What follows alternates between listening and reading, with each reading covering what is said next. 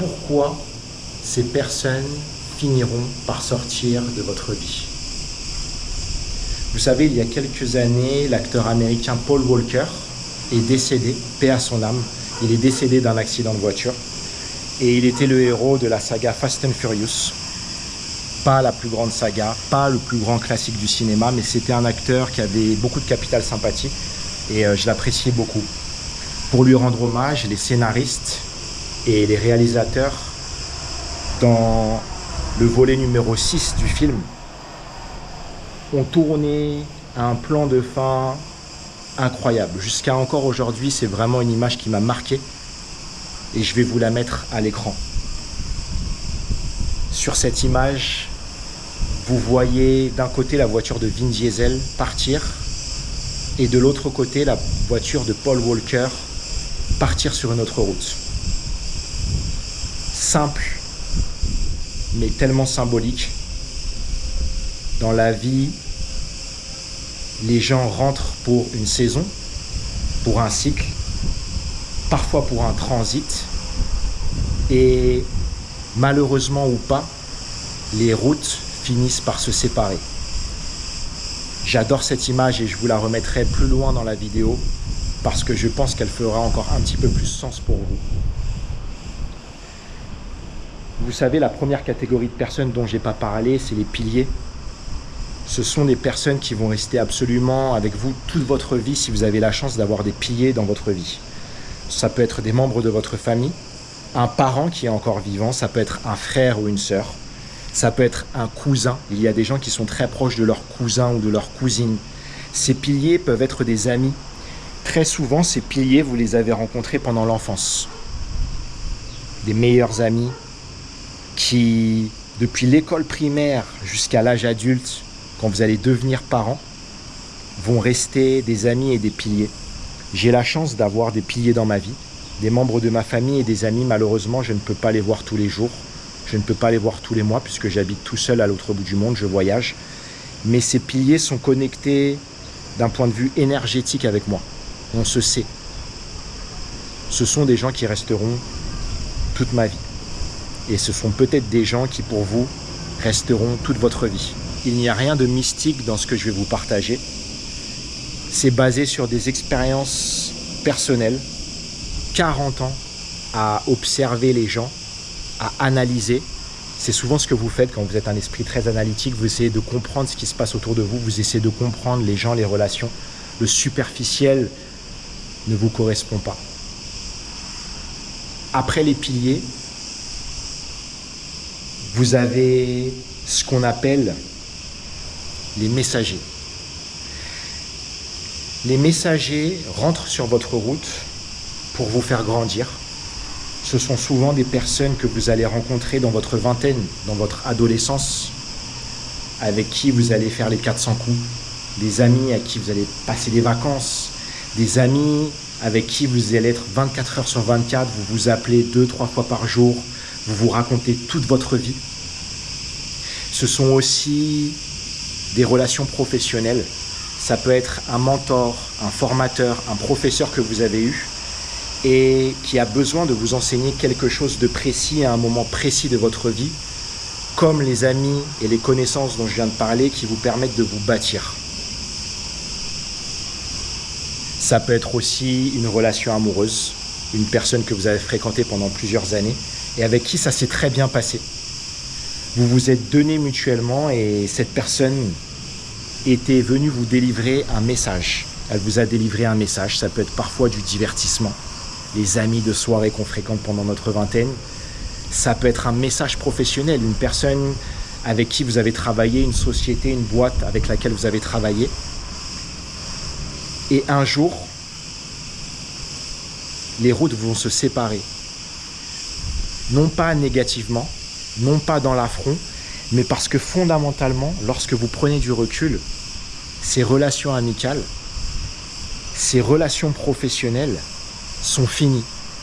Les personnes ont donné ce qu'elles avaient à vous donner et c'est fini, tout simplement. Les routes se séparent. Il ne faut pas vraiment s'accrocher à ces séparations parce qu'elles font partie des cycles de la vie.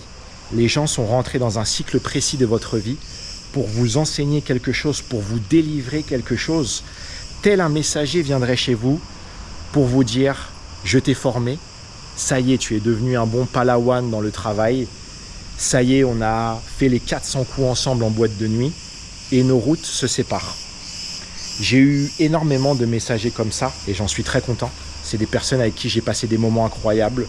C'est des mentors, c'est des situations professionnelles que j'ai eues. Et à un moment donné, ça s'est arrêté. Mais pendant très longtemps dans ma vie, je n'arrivais pas vraiment à lire ce type de messager. Ça a notamment été le cas lorsque j'ai habité aux Philippines. J'avais une collaboration et un mentor professionnel qui était très important pour moi. Et j'avais aussi une relation amoureuse avec une femme. Et ces deux relations se sont arrêtées presque simultanément dans ma vie.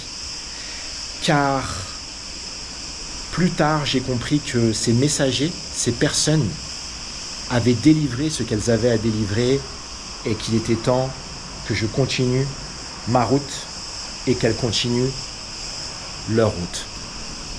Maintenant, vous avez un autre type de messager qui est le messager miroir. Et regardez, ça tombe bien, le petit chat noir.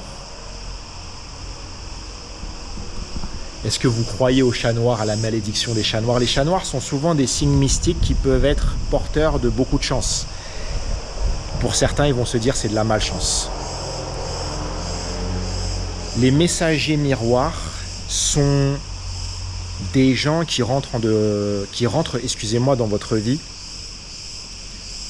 pour vous blesser. Un coup de couteau dans le dos, une trahison, rupture amoureuse, tromperie, adultère, divorce, mariage catastrophique, harcèlement au travail, burn-out. Enfin, ce sont des situations qui vont être engendrées par des personnes qui vont vous causer une blessure. La blessure, très souvent, qui va venir se loger dans votre système limbique. Le système limbique dans le cerveau qui mémorise justement toutes les blessures liées à la colère, au rejet, à l'exclusion, aux échecs et qui peuvent être grandement handicapantes. Le messager miroir te blesse et il sort de ta vie. Mais lorsqu'il sort de ta vie, très souvent, il t'a donné un miroir. Il t'a donné un miroir dans la main et ce miroir peut être une très grande leçon de vie. Malheureusement, vous savez, lorsque on a une rupture, lorsque on se sent trahi, lorsque l'on se sent dérespecté, on veut remettre la faute sur la personne.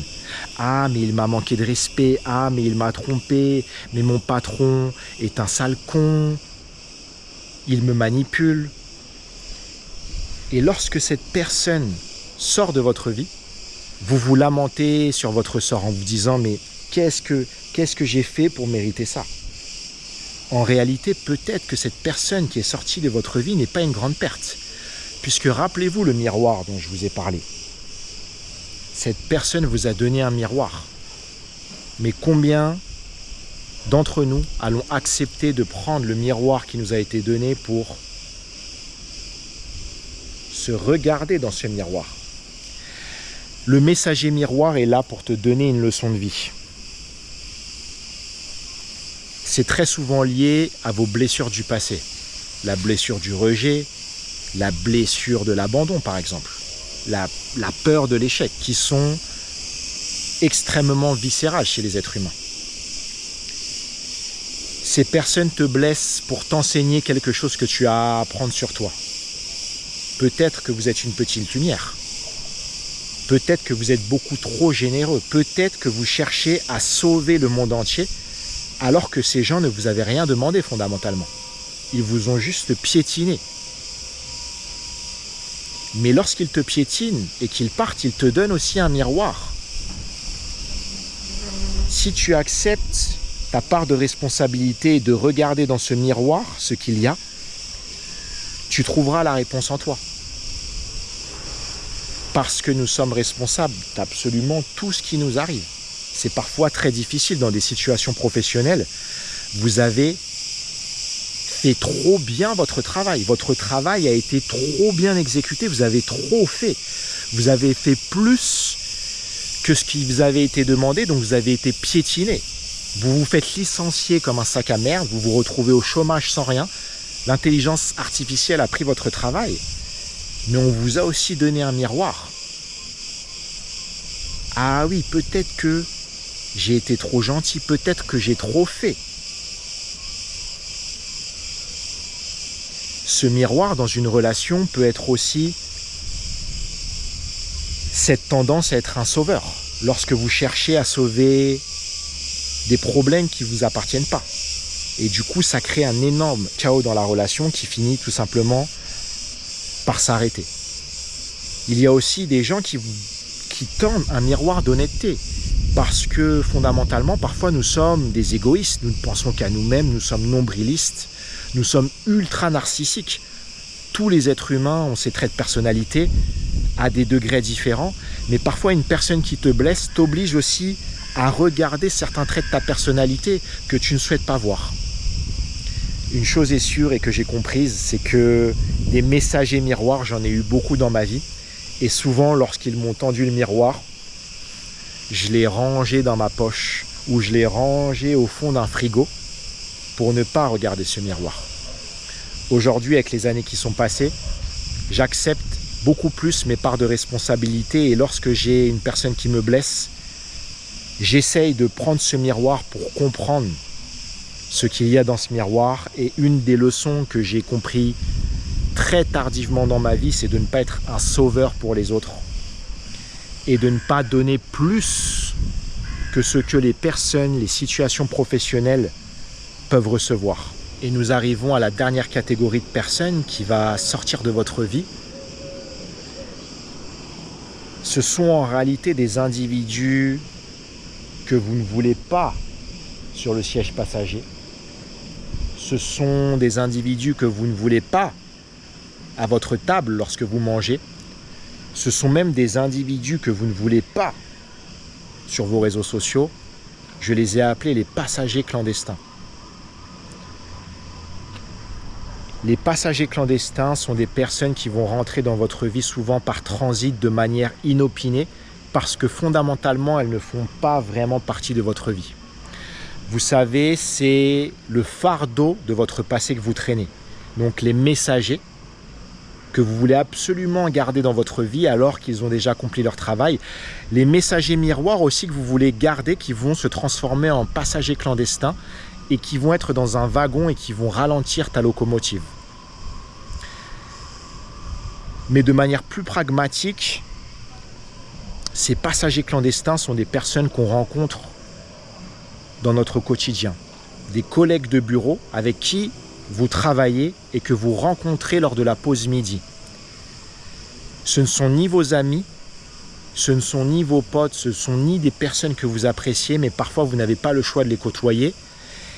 Et ces passagers-là sont souvent des voleurs d'énergie. Ils vont calomnier, ils vont critiquer, ils vont faire des gossips derrière le dos d'autres collègues, mais vous êtes assis à leur table. Et ils deviennent un petit peu des passagers clandestins de votre vie. Ça peut être aussi des rencontres inattendues dans la rue, d'un chauffard qui va se mettre à t'insulter et qui va chercher à se battre avec toi pour avoir raison. Passager clandestin. Une personne au supermarché qui va vous passer devant pour vous tester. Ça m'est beaucoup arrivé pendant ma vie à un moment donné lorsque j'habitais sur Paris. Et pareil, cette personne va vouloir avoir le dernier mot. Passagers clandestins que tu n'as pas invités. Ces passagers peuvent être aussi des membres de votre famille, un grand-oncle, une arrière-tante, des gens que vous voyez souvent pour les fêtes de Noël ou des anniversaires, dont vous ne partagez pas les mêmes opinions politiques et qui vous mettent mal à l'aise quelque part. Le point commun de tous ces passagers, c'est qu'ils vont avoir tendance à drainer votre énergie. Ils sont dans un wagon et ils vous tirent vers le bas, ils vous empêchent d'avancer beaucoup plus vite.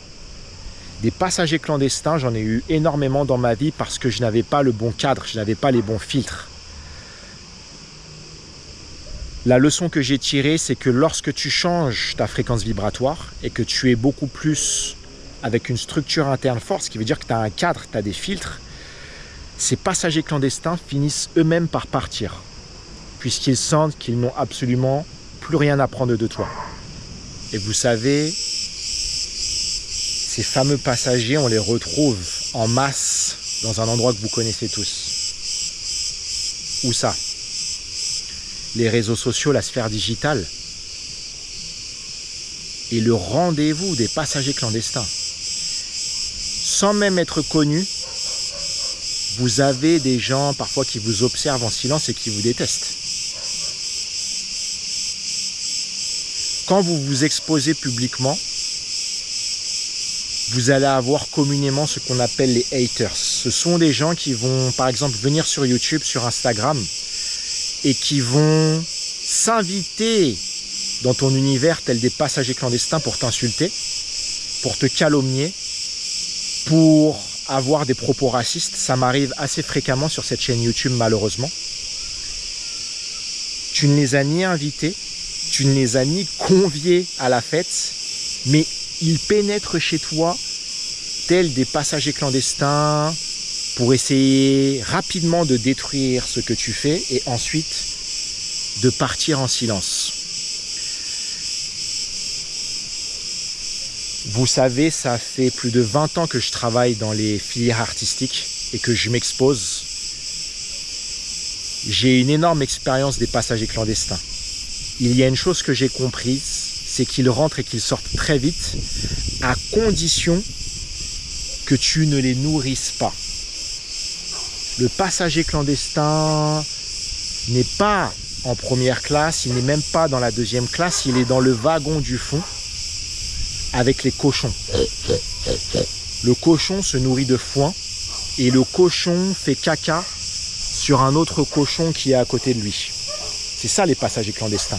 Ce sont souvent des gens qui se ressemblent et qui toute leur vie vont rester des passagers clandestins en essayant de détruire parfois des photos de vos enfants qu'ils vont critiquer. Parfois, pour les créateurs de contenu, ils vont essayer totalement de détruire ton travail.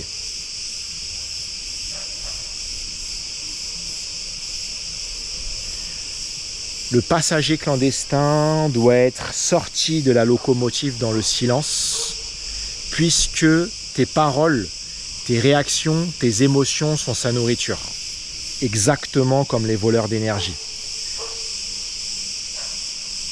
Sans être connu, vous avez forcément des passagers clandestins, vous savez, et c'est pour ça que certains artistes très connus restent à l'écart des réseaux sociaux, des médias. C'est le cas par exemple de Mylène Farmer. Mylène Farmer, c'est une des plus grandes artistes francophones. Tu ne la vois jamais sur les réseaux sociaux, tu ne la vois jamais dans les médias. Et pourtant, je crois que c'est une des artistes qui a les plus grosses fanbases. Pareil comme le groupe de rap PNL, ce sont des gens très discrets qui sont aujourd'hui millionnaires, ils se sont retirés de la musique. Mais c'est pareil, pas très présent sur les réseaux sociaux, très discret, parce que je pense que fondamentalement, ces personnes fuient les passagers clandestins.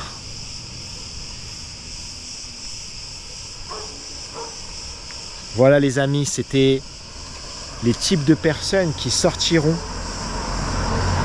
de votre vie après y être rentrées. J'en profite pour vous annoncer que à partir de maintenant, vous avez les lettres de vision de vie. Je partage une réflexion mensuelle ainsi que mes accompagnements.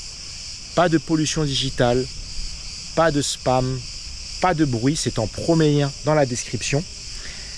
De plus, si actuellement vous traversez une période de transition, de transformation, de trouble, j'ai mis à jour mes appels de clarté. Ils sont maintenant de 90 minutes. On pose une problématique à plat. C'est une discussion entre vous et moi. Pas de jugement, c'est un espace émotionnellement sain et je me ferai un plaisir d'essayer de dénouer vos problématiques et de vous apporter une direction. Comme les lettres de vision de vie, c'est en premier lien dans la description. Pour tous les autres, bien évidemment, les vidéos gratuites continueront tous les vendredis à 18 h. Un grand merci pour votre fidélité, pour votre soutien, les messages, les commentaires, les likes, les abonnements. Je vous donne rendez-vous la semaine prochaine à 18 h pour une nouvelle vidéo. Je vous laisse sur le champ des oliviers. Bye bye.